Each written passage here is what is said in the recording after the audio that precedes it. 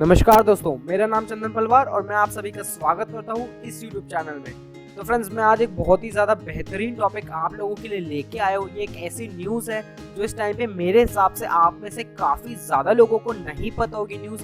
दोस्तों, ये एक बहुत ही बड़ा एक अनबिलीवेबल टर्न है जो गुजरात अथॉरिटीज़ ने लिया है, जो बिल्डर्स को परमिट किया गया है कि वो स्काई स्क्रेपर्स को गुजरात जैसे शहर में बनाए। जी हाँ दोस्तों, जैसे कि आप लोगों ने मेरी बात सुनी, उसी हिसाब से गुजरात अथॉरिटीज ने बिल्डर्स को कैसे परमिट किया। जैसा कि फ्रेंड्स आप लोग जानते हैं कि गुजरात एक काफ़ी बड़ा अर्थक्वेक प्रोन जोन है। वहाँ पे काफ़ी टाइम से अर्थक्वेक आते रहे हैं और आगे भी आते रहेगी, क्योंकि वो काफ़ी बड़ा सीस्मिक एक्टिव जोन में लाया करता है। तो दोस्तों, गुजरात अथॉरिटीज़ ने ऐसा क्या सोचा और ऐसा क्या समझा कि वो वहाँ पे एक स्काई स्क्रेपर्स यानी काफ़ी बड़ी ऊंची इमारत खड़ी कर रही है। चलिए दोस्तों, अब एग्जैक्टली न्यूज़ पे फोकस करते हैं कि ऐसी कौन सी न्यूज़ आई थी गवर्नमेंट की साइड से। तो दोस्तों, 70 फ्लोर से भी ज़्यादा वाली बिल्डिंग्स को कंस्ट्रक्ट करने का ऑर्डर पास किया गया है गुजरात की गवर्नमेंट ने। और गुजरात में 100 मीटर से भी ज़्यादा, 100 से लेकर 150 मीटर्स और उससे भी ज़्यादा की बिल्डिंग्स को अलाउ किया गया है। उसकी कुछ पैरामीटर्स और कंडीशंस है, वो मैं आपको आगे चल के और बताऊंगा डिटेल में। चलिए दोस्तों, शुरू करने से पहले ये समझते हैं कि गुजरात में ये पॉलिसी अनाउंस होने से पहले ऐसे कौन से प्रोटोकॉल्स थे बिल्डिंग और यानी कंस्ट्रक्शंस को लेके। तो दोस्तों, लिमिट वाज 45 मीटर्स ड्यूरिंग 2001 कुछ अर्थक्वेक। तो दोस्तों, 45 मीटर की बिल्डिंग की रिस्ट्रिक्शन थी 2001 के आसपास। फिर वो जो लिमिट थी वो रेस की गई थी 70 मीटर तक 2017 में, यानी 22 से 23 फ्लोर्स तक की बिल्डिंग को अलाउ किया गया था। इस पॉलिसी के हाइलाइट्स के बारे में कुछ समझते हैं कि जो नई पॉलिसी है इसकी क्या हाइलाइट्स है। तो दोस्तों, इसमें बिल्डर्स को अलाउ किया गया है 150 से भी ज़्यादा मीटर्स के स्काई स्क्रेपर्स को बनाने के लिए। Second, minimum plot size is 2500 square metre for buildings that range from 100 to 150 metres. चलिए दोस्तों, उसका सिंपल सा मतलब मैं आप लोगों को समझा देता हूँ। 2500 स्क्वायर मीटर यानी 2500 स्क्वायर मीटर जो लैंड होगा, कम से कम 2500 स्क्वायर मीटर होना चाहिए प्लॉट एरिया, अगर आपको 100 से लेकर 150 मीटर्स की बिल्डिंग खड़ी करनी है। और दोस्तों, थर्ड पॉइंट पे आते हैं। Minimum plot size is to be 3500 square metre, 3500 square metre का प्लॉट होना चाहिए एटलीस्ट, अगर आपको 150 से भी ज़्यादा मीटर्स की हाइट की बिल्डिंग बनानी है। दोस्तों, फोर्थ पॉइंट पे आते हैं। मैक्सिमम एफएसआई यानी फ्लोर स्पेस इंडेक्स। दोस्तों, फ्लोर स्पेस इंडेक्स के बारे में मैं आपको आगे आने वाली स्लाइड्स में और डिटेल में समझाऊंगा, बट इस टाइम पे आप थोड़ा सा ब्रीफ में समझ लीजिए क्या है। एफएसआई की जो लिमिट होगी वो 1.2 मिनिमम से लेकर 5.4 मैक्सिमम तक होगी। मतलब दोस्तों, 1.2 एक लिमिट है, उसके नीचे नहीं होगा एफएसआई, और 5.4 से ऊपर एफएसआई नहीं बनाया जा सकता। फिफ्थ पॉइंट हमें ये कहते हैं कि इस पॉलिसी के हिसाब से कोई भी बिल्डिंग अगर आपको बनानी है तो उसकी जो एडजेसेंट रोड होगी दोस्तों, एडजॉइनिंग रोड होगी, वो 30 मीटर्स वाइड होनी चाहिए। और तो और एयरपोर्ट का नॉन ऑब्जेक्शन सर्टिफिकेट भी ऑब्टेन करना पड़ेगा बिल्डर्स को कंस्ट्रक्ट करने से पहले। अर्थक्वेक प्रोन जोन, जैसा कि दोस्तों मैंने आपको पहले भी बताया था कि गुजरात एक काफ़ी बड़ा अर्थक्वेक प्रोन जोन है। वहाँ पे काफ़ी ज़्यादा नेचुरल कैलेमिटीज आने की संभावना रहती है। वहाँ की जो प्लेस है वो काफ़ी ज़्यादा वल्नरेबल है हिलने के। अब आगे समझते हैं कि इसके बारे में और क्या डिटेल है हमारे पास। जैसा कि फ्रेंड्स आप लोग देख रहे होंगे इस टाइम पे कि गुजरात का मैप ओपन हो रखा है आपकी स्क्रीन विंडो पे। दोस्तों, इस मैप के अंदर से 4 कलर कोडिंग की गई है, जैसे कि मैं आपको बता देता हूँ। पहला जो जोन 2 है वो ब्लू कलर में शेड हो रखा है, वहाँ पे अर्थक्वेक आने की कम संभावना रहती है। जोन 3 पे आते हैं वो येलो कलर में शेड हो रखा है। जोन 4 में आते हैं वो ऑरेंज कलर में शेड हो रखा है। और जो जोन 5 है दोस्तों वो रेड कलर में है। मतलब ये एक तरीके का आप समझ लीजिए कि ये एक रिस्क फैक्टर है फ्रॉम असेंडिंग ऑर्डर। जैसे कि आप लोग इस मैप को रीड कर पा रहे होंगे दोस्तों, आप समझ पा रहे होंगे कि गुजरात यानी ऑलमोस्ट 90% गुजरात इस टाइम पे हाईली सीस्मिक एक्टिव जोन के अंदर आता है। दोस्तों, despite of this authorities have passed this order to build skyscrapers. तो दोस्तों, हम ये समझेंगे कि ऐसा क्या हुआ है, गवर्नमेंट की क्या इंटेंशन है स्काई स्क्रेपर्स को बिल्ड करने के लिए, और ये हमारी इकोनॉमी को कैसे इफेक्ट करने वाले, आगे हमारी हाउसिंग कॉस्ट ऊपर जाने वाली है, नीचे जाने वाली है, बिल्डिंग्स को कैसे डिज़ाइन किया जाएगा, ऐसे कौन से एडिशनल फीचर्स ऐड किए जाएंगे बिल्डिंग में कि अर्थक्वेक से बचे रहे। तो दोस्तों, ये सारे पॉइंट्स को हम कवर करने वाले आगे वाली स्लाइड्स में, तो दोस्तों जुड़े रहना। और अगर दोस्तों आप इस चैनल पे नए आए तो सब्सक्राइब का बटन प्रेस करना मत भूलिएगा।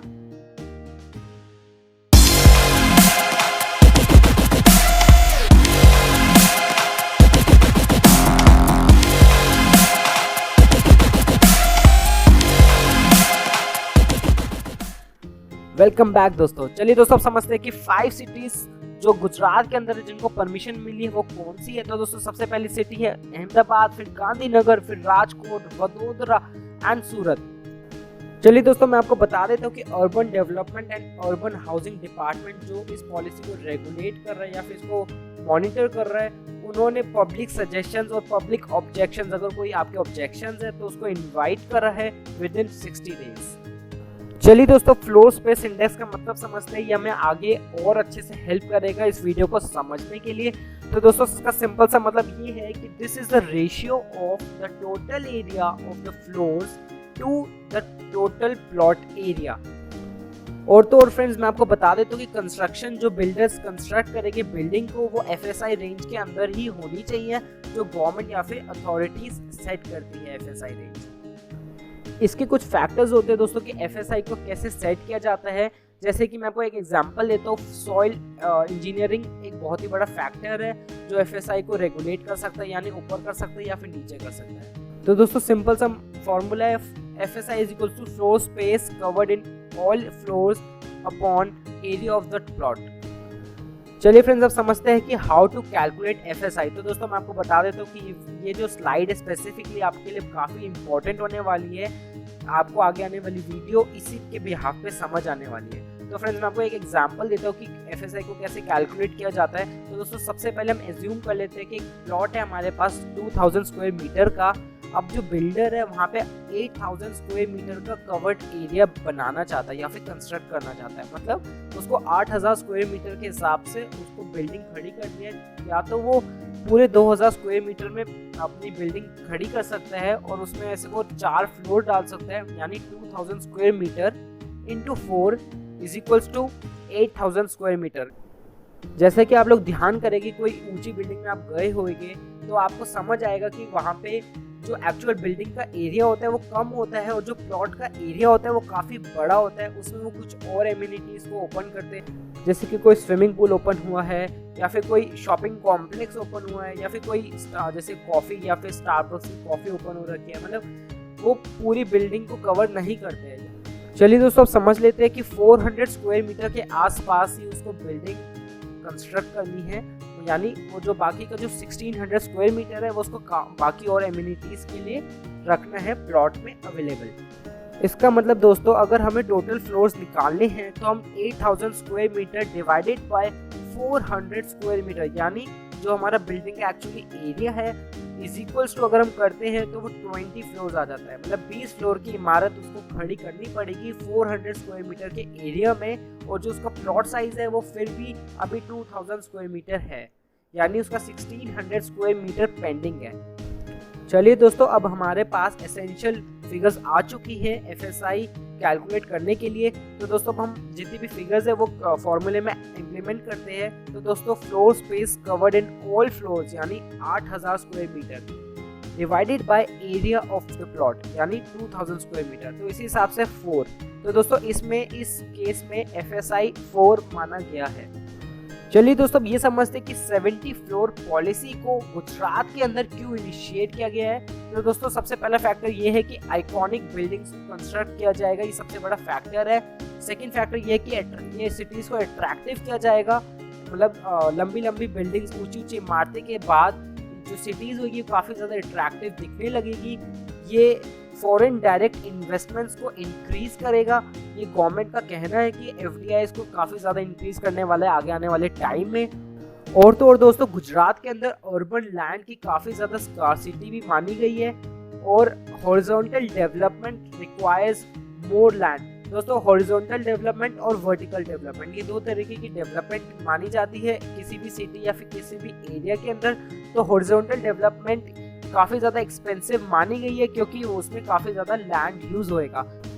इन्हीं कुछ रीजंस की वजह से दोस्तों गुजरात के अथॉरिटीज़ ने बिल्डर्स को परमिट किया गया है वो कि ऊंचे स्काई स्क्रैपर्स को कंस्ट्रक्ट करना चालू करें या फिर 70 फ्लोर्स तक की बिल्डिंग्स को कंस्ट्रक्ट करना चालू करें।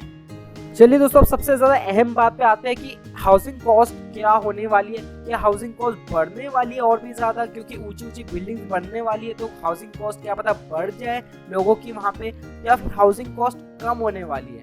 वाह भाई वाह, काफी डिप्लोमेटिक आंसर दिया गया है इस टाइम पे। दो डिफरेंट पर्सपेक्टिव्स है इस टाइम पे कि हाउसिंग कॉस्ट बढ़ने वाले या फिर कम होने वाले। तो दोस्तों गवर्नमेंट की तरफ से हाउसिंग कॉस्ट कैन डिक्रीज, और दोस्तों बिल्डर्स के हिसाब से हाउसिंग कॉस्ट इंक्रीज होने की काफी ज्यादा संभावनाएं है। तो दोस्तों बिल्डर्स ये कह रहे हैं इस टाइम पे कि हाउसिंग कॉस्ट बढ़ने वाला है, क्योंकि ऊंचे ऊंचे स्काई स्क्रेपर्स के लिए काफी ज्यादा technology, high grade technology use करनी पड़ती है, उनको हाई ग्रेड इक्विपमेंट यूज करने पड़ते हैं, और तो और उनकी लेबर कॉस्ट भी ज्यादा मल्टीप्लाई हो जाती है। और दोस्तों गवर्नमेंट का कहना यह है कि हॉरिजॉन्टल डेवलपमेंट के लिए काफी ज्यादा लैंड यूज होती है, जिस वजह से लैंड की जो कॉस्ट है वो काफी ज्यादा एक्सपेंसिव हो जाती है। तो दोस्तों ये वर्टिकल डेवलपमेंट चालू की गई है, तो इसी हिसाब से वो उनके अनुमान के हिसाब से हाउसिंग कॉस्ट कम होने वाली है। तो फ्रेंड्स इसी हिसाब से ये काफी बड़ा डिप्लोमेटिक आंसर है। गवर्नमेंट कुछ कह रही है और बिल्डर्स कुछ कह रहे हैं। तो दोस्तों ये तो हमें आगे ही पता लगने वाला है कि हाउसिंग कॉस्ट वहाँ पे बढ़ेगी या फिर कम होगी। चलिए दोस्तों अब आगे बढ़ते हैं। आप समझते हैं कि फैक्टर्स, ऐसे कौन से फैक्टर्स है जो इफेक्ट करने वाले हैं हाउसिंग कॉस्ट को। सबसे पहला फैक्टर है लैंड प्राइस। दोस्तों अगर लैंड प्राइस ज्यादा होने वाला है, एक्सपेंसिव होने वाला है, तो उधर की जो हाउसिंग कॉस्ट है वो ये मानी जाएगी कि वो काफी ज्यादा कम होने वाली है। और दोस्तों अगर लैंड प्राइस वहाँ का चीप है या फिर सस्ता है, तो दोस्तों वहाँ की जो हाउसिंग कॉस्ट है वो ज्यादा भी हो सकती है। अगर आपने मेरी बात ध्यान से सुनी होगी दोस्तों, तो आपको मेरे पे कभी भी विश्वास नहीं होने वाला। जी हाँ दोस्तों, जैसे कि आप लोग देख रहे होंगे, मैंने काफी ज्यादा वाइसी वर्सा बात की है इस टाइम पे कि अगर लैंड का प्राइस ज्यादा होएगा तो हाउसिंग कॉस्ट कम होएगी, और अगर लैंड का प्राइस बड़े सस्ते में मिल जाएगी तो उसकी हाउसिंग कॉस्ट ज्यादा भी हो सकती है। चलिए फ्रेंड्स मैं आपको इसका सिंपल सा एल्गोरिथम समझा देता हूँ। तो दोस्तों जैसा कि आप लोग समझते होंगे कि अगर कोई भी स्टेट की लैंड कम है और उसकी जो पॉपुलेशन है वो ज़्यादा है, तो इस हिसाब से जो लैंड की कॉस्ट होगी वो हमेशा एक्सपेंसिव ही रहेगी।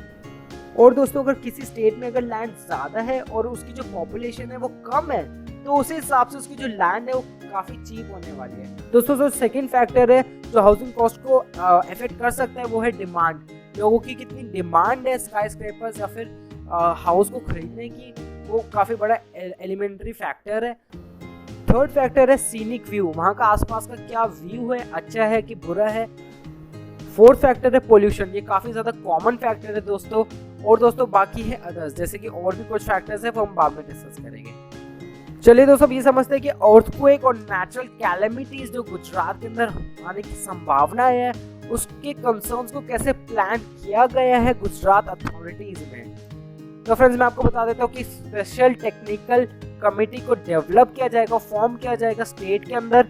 CGDCR mandates tall buildings to strictly follow national building code।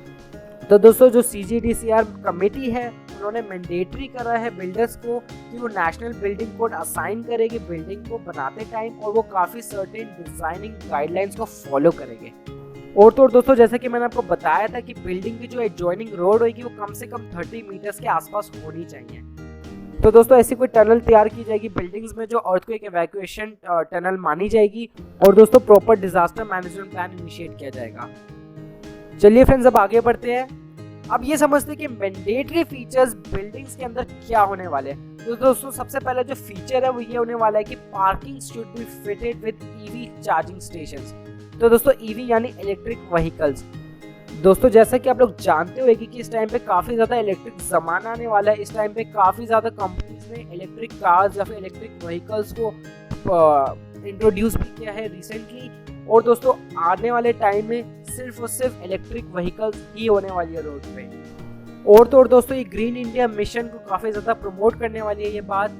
ये गवर्नमेंट ऑफ इंडिया ने 2030 तक का टारगेट प्लान कर रखा है कि उनको एक स्पेसिफिक परसेंटेज ऑफ व्हीकल, जितनी भी कार्बन एमिटेड व्हीकल्स है उनको वो कंप्लीट इलेक्ट्रिक व्हीकल्स में कन्वर्ट करनी है। दोस्तों सेकंड फीचर है कि fire services to be installed. Third feature ये रहेगा कि अर्थक्वेक इवैक्यूएशन टनल, जैसा कि मैंने आपको बताया था।